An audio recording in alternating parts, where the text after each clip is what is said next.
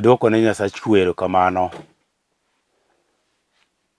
Chieng' ma kawuono ni kuom miwa thuolo makende mondo wachak wabed e nyime kod wachne. Nikech mama wacho ni wach Nyasaye ongima kendo otiyo. Miyo gima ngima kendo tiyo gino nitie kod teko. Mama wacho ni Injili en teko mar Jehova makelo warruok. Kare kata warruok biro mana gi Injili no. Excuse me. Miyo nitie teko kuom wach Nyasaye. Wach Nyasaye nyalo muko nyaka gode. Wach Nyasaye nyalo dino nyaka aore madongo. Wach Nyasaye nyalo timo madongo ma dhano ok nyal.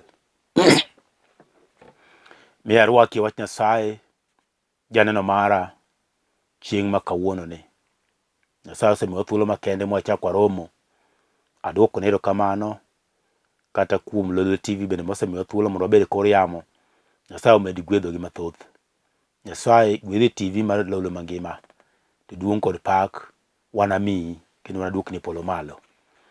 Iluonga ni Pastor Sam Boyi. Ayalo wach Nyasaye dala mar Nairobi. Kamoro ni Njiru. Kanisa iluongo ni Cathedral of Praise Ministries International. Kangundo Road Worship Center. Kichopo Njiru, nitie petrol station miluongo ni Ola Energy. Tok Ola kanyo ema wantie, ema wakete kanisa. To namba na mar simu be nitie screen, inyalo goyo kidwa limo kanisa, to inyalo goyo mondo mi okawi, okeli kama kanisa nitie. Dhiwa sub county, kune mano nyuola, aja Kanyikela. Samoro baluongo ni Asembo Kanyikela. Rangenya school. Baba na to nosenindo iluongo ni Jaduong' Rufus Agola. Erokamano, aseyangora maler. Adwani mondo wadhi e wach Nyasaye. To kapok wadhi e wach Nyasaye, to wadwani mondo walam. Kama intie kulo piny mondo walam. Nyasach kwe odwokni erokamano. Iber mosiko manyaka chieng'. Nyasaye, Nyasaye mangima. Nyasaye matimo madongo. Nyasaye mantie kod teko. Nyasaye ma oklo. Nyasaye matimo nyaka honni.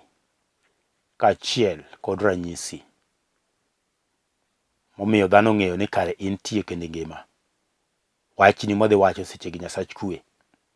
Roho mari maler mondo miyo telnwa. Janeno mara mondo wachni odhi okonye Nyasach kwe. Okele lokruok moro e kit ngimane. Mondo mebede kod neno ni kare wach Nyasaye ni to ngima kendo tiyo. Adwoko ni erokamano. Duong' kod pak odog ni polo malo. Nying Yesu ma jawar. Amen. Kamoro amora ma intie wachni amen. Excuse me. Adwani mondo asom e buk mar Isaya. Jonabi Isaya 44. Matindo 24. Mwacho kama. Jehova jawarni. Mana en manochueyi ei meru. Owacho, an Jehova maloso gik moko duto. Ma an kenda ayaro polo. Mamiyo piny bedo malach. Ng'a man koda. 25 wacho kama. An masiro weche jogo mag miriambo. Mamiyo neko mako josepe. Mamiyo joma riek dok chien. Mamiyo rieko magin go bedo fuwo.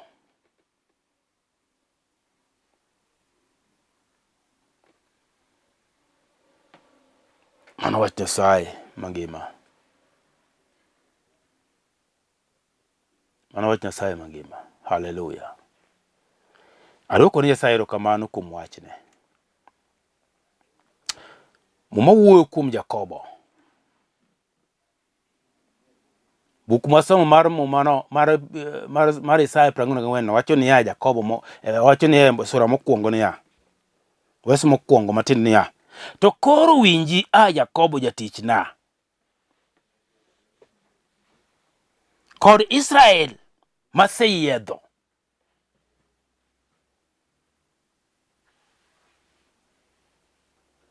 Winji.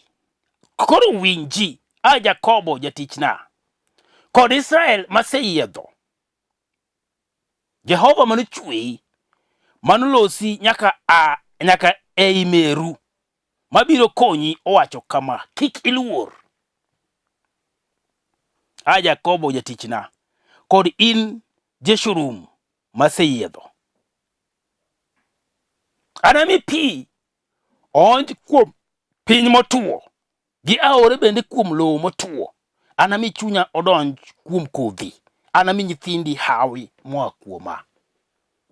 Mano wach Nyasaye mangima. Nyasaye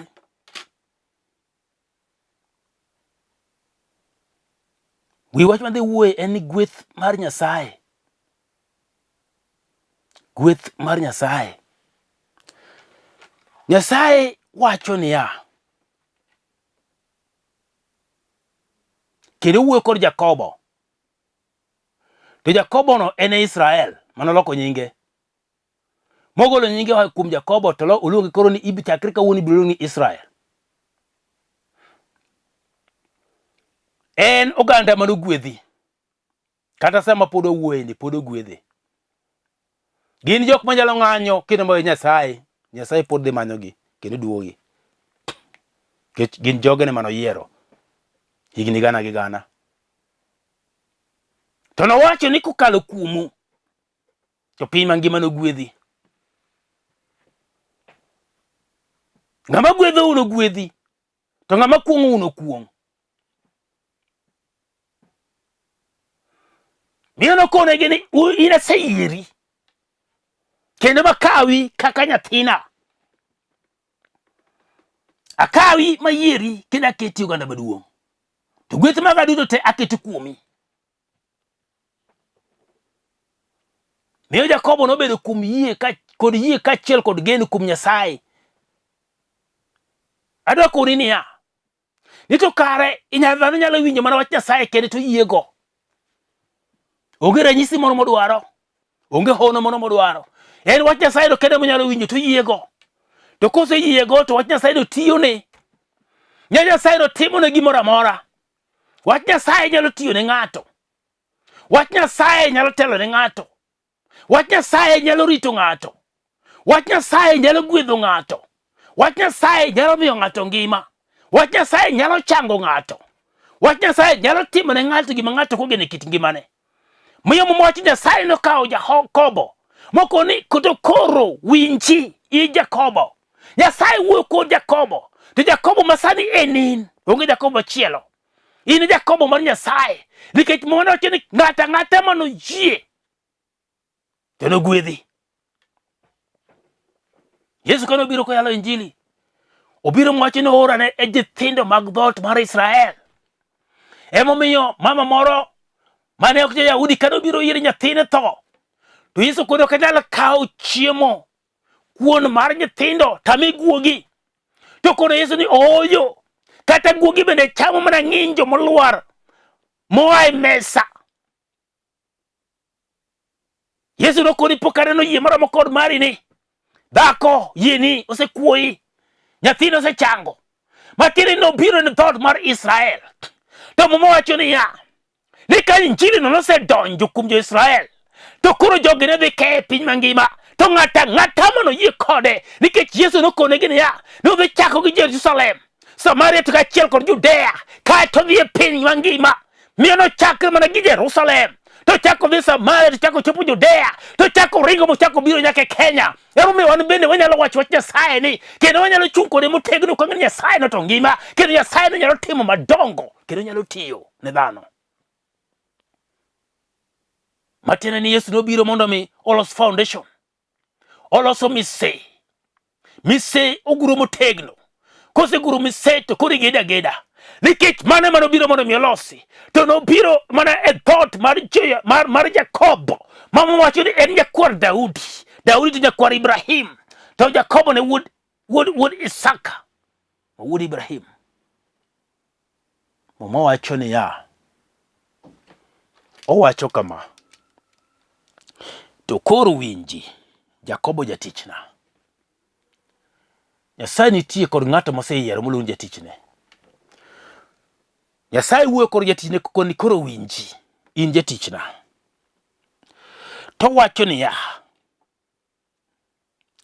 ni Jehova manochweyi manolosi nyaka e meru mabiro konyi owacho kama. Matieni kare kane pok onyuola, kare kane ne iminwa, Nyasaye kare nochweya. Miyo ng'at manyalo wacho Nyasaye ok chwe ji ng'ano ja miriambo. Mama wacho Nyasaye nochweyi ei meru. Momo Nyasaye loko machon wacho kamano. Nyasaye nochweyi ei meru. Ka ng'at mochweyi ei meru ni ng'ama onego miluor kaachiel kod duong'. Nikech we chweyi mokete ei meru dine ok ichopo pinyni. Jomoko hedhore kendo ndhedhore ka wacho ni Nyasaye no onge. To mama wacho ni Nyasaye ne manochweyi mokete ei min-gi. Miyo ng'at mawacho kamano mwacho ni ng'at mawacho Nyasaye onge en ng'ama ofuwo. Miyo kare nitie fuwo kuom dhano. Nitie paro morem kuom dhano. Nitie nyaka gik moko ma dhano nyalo wacho ma ok owinjore kare. Nikech mama Nyasaye to wuo maler. Ka wacho ni Nyasaye nochwe ng'ata. Nyasaye loso kod Jakobo koni nachweyi ei meru. Kata in bende makoro ineno ni Nyasaye nochweyi moketi ei meru. Mondo mi ibed mangima. Kato mama unonyuoli. Dong nonyuoli. Nikech Nyasaye dwaro mondo mi nyuoli. Nyasaye dwaro mondo mi oketi e piny ka. To Nyasaye okedi e piny kae ka ok en kodi kod mipango. Entie kodi gi chenro. Owacho niya, kik iluor. Ang'o miseluoro kit ngimani? Ang'o miseluoro momiyo koro pachi gore ka gi kacha? Ang'o miseluoro mineno ka wicho wiyi? Ang'o miseluoro mineno ka ok ber e kit ngimani ok nyal konyi? Ang'o miseluoro odiochieng' ma kawuono madigombie mondo mi owuogni oko mondo mi thuolo? Ang'o miseluoro mosemaki kendo mosetweyi madeyi adeya en ang'o? Nyasaye to Nyasaye mangima kendo Nyasaye maber, Nyasaye mantie kendo matiyo. Ok lokre. En kaka en no manyaka nene. Miyo mwacho ni kik iluor. Ang'e ni ji mang'eny nitie kod luoro. Nitie jok moko moluor. Olgi luoro tho. Nikech ka gineno gik matimore. Moko bende oluor. Oluoro jok ma wedegi moko. Nikech ung'e ni watani mulo yien ka gi kacha onyalo tieko sa asaya. Kata onyalo timona marach. Kata onyalo tieko ogandana omiyo ji mang'eny osedar nyaka miergi kuonde mane gidakie. Modhi onyiewo lowo mabor kuonde mamoko mabor kod jogegi. Nikech owacho ni joka kan go machiegni jogo nyalo tieko kata mondo gi siri man go. Dongruok man go bedo kata mondo ging'e. Gima timo be kata mondo ging'e. Ka ji oromo ji mosemo na ng'ani to inade in ngima. To ji were kamano. To kama dake kama nitie gima timo ok ging'e. Nikech nitie kod luoro moro e kit ngima dhano. Nitie kod luoro moro e kit ngima dhano kata kama ng'ato tiye. En luor ba kama otiye no. Oparo ni en midhi gole tich sa asaya. Idhi riembe sa asaya. Nitie luoro mar kit ngima ng'ato. Mamiyo ng'ato ok nyal raidho gari. Owacho ni gari no ka idho nyalo tho. Gari nyalo gore koda piny. Ng'ato nitie kata jok moko maseneno ma ok nyal idho kata ndege. Ni ndege no nyalo lwar kode motho. Mati nitie chuny mar luoro e kit ngima ng'ato. Ng'ato nitie ng'ato moro moluor. Makana moch Nyasaye ni kokone ni mondo warruok yud Yesu. To luora moch men to koro ka warora. To kare gik matimo gi to abo timo nang'o? Moro entie kod yore moko mokajore magalagala. Yore ne moko winjore moko riere tir. Modore mondo mi owuothie. Ma bende okoro mondo nere ler. Ngito ng'eni ko yudo warruok to gigo dhi weyo. Koro kod dwar di mondo gigo we. Koro entie kod luoro dhod chunye. Ni to warruok nyaka kawe tadhi wuoth nade. Tadhi chiemo nade. Tadhi dak nade. Yesu nowacho ni ya. Kik chunyu parre. ne gima biro chamo kata gima biro rwako, nikech gima kiny Nyasaye emong'eyo. Nikech kata mana winy mekor polo bende ok gipur to gichiemo kendo gi ngima. Kata mana maua mana e kor pap en bende oonge kod paro moro, to Nyasaye rwako gi kaachiel kod lewni, yani kido mar maua opogore opogore mabeyo kendo rangi mawinjore makare. Into in ng'a ka nyathi Nyasaye? Ang'o mi Nyasaye ok nyal timoni maber? Ang'o mi paro Nyasaye ok nyal timoni maber kaka odwaro? Ang'o mi paro Nyasaye no ok nyal pari? Ang'o mi paro Nyasaye no ok nyal mako badi? Ang'o mi paro Nyasaye no ok nyal wuotho kodi? Ang'o mi paro Nyasaye no ok owinjore kodi?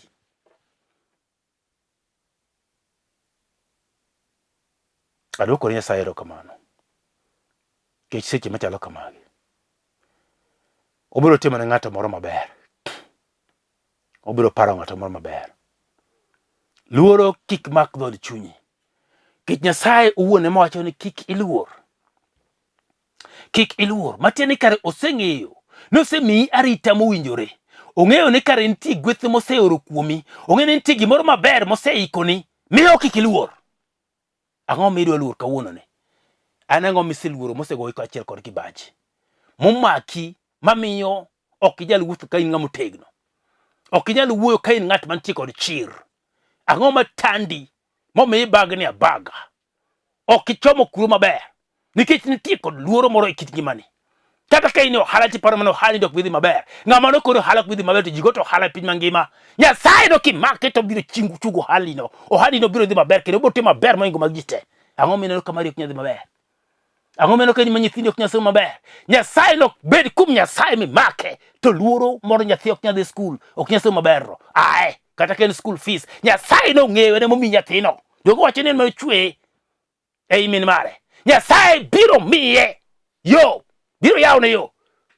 In janyuolne ibiro chulo school fees kikia, kendo nyathi biro somo madhi maber. Kik iluor, kik iluor. Ang'o miseluore kit ngimani? En wach mane? Ni nitie tuo moro mosebedo kukasi ka gi kacha ma in iparo bani idhi tho nikech ji tho mang'eny. Ng'ama nokoni in bende in e list mar tho. List mar tho pod ionge nyaka sani. Nyasaye pok oketi list no. Ema ni tuo masandi. To Nyasaye no wacho ni en monyalo gik moko duto. Tuo no biro golo gi kukune te e kit ngimani mibed mangima. Kik ibed kod luoro. Bed kod chir kuom Nyasaye ni kar onyalo kendo duto nyalore nyinge. Adwoko ne Jehova erokamano. Owacho ni ya. Owacho kama. Ni ya. Anami pi onj kuom piny motuo. Pi onj kuom piny motuo. Yani ibiro ole. Ka pi ka oti ole piny motuo. Ng'ama biro olo pi e piny motuo? Nyasaye wuon emong'eyo. Nikech wacho ni anami. Matieni kare nitie ng'at ma Nyasaye biro oro. Mabiro olo pi e piny motuo. Ito kare chandruok mineno ni in go ni koro dhi riembi e ot. Nipo kichulo rent no. Ng'ama nokoni ni nyaka riembi e odno. Nyasaye nitie kodi kod chandruok, chenro.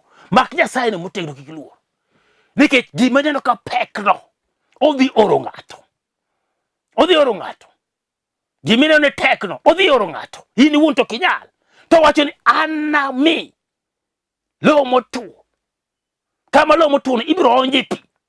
Ibiro ole pi mobed mang'ich. Manyaka gik mane ok loth kanyo biro loth. Nyaka lum mane ok ti kanyo biro ti. Gik moko biro wuok e lo no. Kendo gibiro dongo. Nikech pi biro bedo. To kare en ang'o mineno kotuo kit ngimani? En wach mane mosetuo kendo mosemoko ma ok nyal timore kendo ok nyal konyono? En ang'o? Nyisago kawuono. Mineno komoko matek mosetuoi mamiyo sani ok inyal paro machielo nikech ineno ka gik moko osekethore e kit ngimani.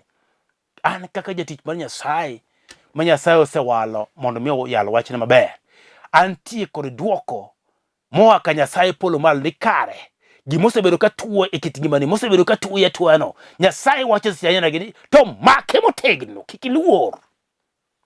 To gimino ni tuo no biro yenyore, biro yenyore kende madhi.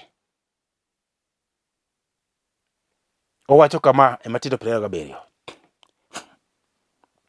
24 owacho niya, jawarni ma en manochueyi ei meru. Owacho, an Jehova maloso gik moko duto, ma an kenda ayaro polo, mamiyo piny bedo malach, ng'a man koda. Oyaro polo. Nyasaye nyalo yaro ni polo. Gimine odinye kit ngima Nyasaye nyalo yare. Nyasaye nyalo yaro gimine no kadinyno. Owacho ni ng'ama ni kode onge. Miyo sa midhi ire to dhi winji. To dhi yaro ni gimine no kadinyno. Oyaro moket kama kare. Ing'e Nyasaye nyalo timo gimoro kit ngimani machal ni kaka lek. Ineno ka gimileko. Mikonta dieri ma an. Ngimana gima kamano nyalo timore. Ne ok ang'eyo ni nyalo timore. Ganyiera mane ji nyiera go cha. Gachaye mane ji chaya go mojara cha. Kare gimoro nyalo timore. Nyasaye wacho ni obiro yaro. Obiro yaro mineno madinyo. Obiro yaro. Kendo wacho ni ene monyalo oloso gik moko duto. To wacho ni ya omiyo piny bedo malach. Piny mari mineno dinyo. Kamino ni inyorieno. Wacho ni ene momiyo bedo malach. To wacho ni ya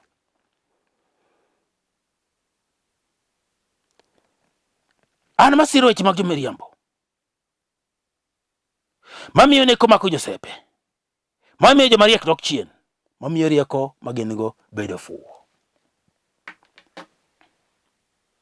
Koro ineno ka ng'ato nyalo somo to sombe en kaka fuwo. To kene en fuwo nang'o? Nyasaye wacho ni en momiyo rieko mar jok manene gin gi rieko no bedo fuwo. Nyaka jok man kod sepe neko mako. Biseno ng'ato ni jasepe. Jochiende mag sepe. Bende ng'ene nitie jok moko manyalo koro to koro ni nikech otiyo kod sepe. Mago nitie muma. Kosi kene Paulo bende chieng' moro ne gidhi yalo injili. To mama moro osebedo kaluwogo e tich joote 16. Chako matindo 16 kanyo. Mama ni ne luwogi pile ka pile. Kawacho ni magi jotich Nyasaye man malo chutho. Makelo ni wach maler mar pinyruoth polo. Yie uru kuomgi. Kosi pane sepe go ken Nyasaye nitie. Kendo nyalo pako Nyasaye matek malich. Pako Nyasaye ahinya. To dwaro roho ma Nyasaye manyafunya ne ng'ato dikare mano sepe manok Nyasaye. Mi Nyasaye wacho ni en Nyasaye ma nyaka josepe bedo jonekni. Nikech sepe ken roho ma Nyasaye. Oyo. Nyasaye nyalo loke momi ng'ato neko. Ok mana Nyasaye motiyone. Nyasaye mantie kod teko. Wacho ni en moloso gik moko duto. To koro ngimani ang'o mineno ka koro lich ahinya ma Nyasaye ok nyal loso. Ka Nyasaye maloso gik moko duto. Ere matek mineno ni ok onyal loso. Chele kawuono. Mondo wane to en matek marom nade. Ing'eni nitie samoro ma piny nyalo goyo ni siboi. Jochiende nyalo goyo ni siboi. Kendo koramo nyaka jochiende mag jok manotho machon. Nyalo duogo kit ngima ng'ato magone siboi. Moramo kabisa kendo kedo kode makoni kata ok binyalore. Ok inyal timo gima ne pok otimore ka nyaka nene. Wantie ka. Kendo wane mothiro gik moko duto matimore ka. Miyo kata in bende mari wanyalo thiro seche machalo kamagi. Ionge kod teko moro kata loch e wiwa. Ginyalo thiri. Ginyalo duoki chien. Ginyalo temo gi yore te. Ka githiri. Moch Nyasaye. Nyasaye no manyalo gik moko duto. Kamine no diyeno. Magi temo mondo githiri no. Nyasaye ne mantie kene manyalo konyo ng'ato. Gogi ng'ato moro machielo. Nikech wach Nyasaye ni jomoko kawe ka gir fuwo. Jomoko neno ka gima ng'ama nyale no okoso gimotimo. Jomoko be kawe ka juju ni mago tuwang'iyo oketo waseneno gi. Kendo wawinjo ga pile. To wach Nyasaye no onge ng'iyo. Wach Nyasaye no jok manojare. Jok manojare ne ok oyudo gimoro. To jok manokawe momake moko ni Nyasaye ni to wana wuothgo. Ebe Nyasaye no tiyogo. Miyo ng'at Nyasaye in bendi kamoro ma intie. Nyaka ibed king'eyo ni Nyasaye no gimose wacho wachne cha. tiyo kendo wachno ngima. Obed ni gin weche matek machal nade momako kit ngimani, kata momako odi mangima, en dier odi. Omako dhako to omako dichuo, omako nyithindo machuo kaachiel kod manyiri. Nyasaye no nyalo kelo konyruok e odno. Nyasaye nyalo kelo konyruok e odno. Nyasaye nyalo kelo lokruok e odno. Nyasaye nyalo mako bad mana ng'at achiel kende to kelo lokruok e odno. Kata obed mana dhier maliyo, dhier maliyo makata ka ji ong'e to kang'ane be nitie gima ber manyalo aye. Nyasaye nyalo loko dalano ataro ma gik moko mabeyo te duoge dalano. Nikech Nyasaye maloso gik moko duto. En ang'o matek mino ka Nyasaye ok nyalo loso kit ngimani? Kata dier odu, ang'o mino ka Nyasaye ok nyalo loso? Kata keny mari, ang'o mino ka Nyasaye ok nyalo loso? Kata kit ngima nyithindi, ang'o mino ka Nyasaye no ok nyalo loso? Kata ngimani wuon, en ang'o mino ka tek ma Nyasaye ok nyalo loso? Entie, pod otiyo, kendo pod ongima. Adwa nalamie kod ng'ato seche machalo kamagi. To duong' kod pak noro Nyasaye polo malo. Kule wi piny kama entie mondo walam. Nyasaye chwe Adwoko ni erokamano. Berni mosiko manyaka chieng' Nyasaye mondo obedie kod janeno mara. Alamone ngima Nyasaye mede ndalo mathoth. Miye nyaka rieko, miye nyaka teko. Nyasaye miye nyaka chir. Ochung' motegno kendo bedo med wuotho kodi. Kendo mondo mi ong'e Nyasaye. To kapok oyudo warruok mari Nyasaye chwe. To mondo mi roho mari maler donje dhod chunye mondo oyie oyude warruok. To Nyasaye ng'eni biro timone maber. Nyaka wechene mosebedo kochung' tir, mochung' matek mata, ma ok sudi, mosebedo ka chando kit ngimani Nyasaye, mosebedo ka wito nyaka pache, mosewilo nyaka pache. Alamo sechegi ni teko mar Nyasaye mondo donji kit ngimane to kele lokruok. Owile gik moko maricho gol to kit mabeyo, mondo mi en bedo gi thuolo mar pako nyingi kendo dendi. Adwoko ni erokamano e nying Yesu maler. Amen. To kapok iyudo warruok to alame kodi mondo iyud Yesu. An mayalo kani ang'amo war mokendo wuotho e roho maler ma Nyasaye. Miyo an bende aher mondo mi ng'at mawinja bende oyude Yesu no. Ber ndi wuotho kod Yesu. Kendo nitie gimoro mathoth mokalo. Ok en twech. Miyo wach ni Ruoth Yesu, abiro iri, war dhod chunya, keta thuolo. Ayie ni an aluwi. Ng'wona maricho te masetimo. Gol nyinga e kitabu mar tho. Ket nyinga e kitabu mar ngima. War dhod chunya maiye, mondo mi awuoth kodi kendo aluwi. Adwoko ni erokamano nikech iseng'wonona kendo isewara. Amen. Kiyudo warruok ainano, many kanisa motegno machiegni kodi tidhiye. To kinyalo biro bende, bi walam Nyasaye e dala mar Njiru, Cathedral of Praise, Kangundo Road Worship Center. Nyasaye no timi maber. Namba nitie screen ka 0722 944 623 kod 0731 495 To Nyasaye kwe nobed kodu kendo gwedhu. Erouru kamano. Amen. Shalom.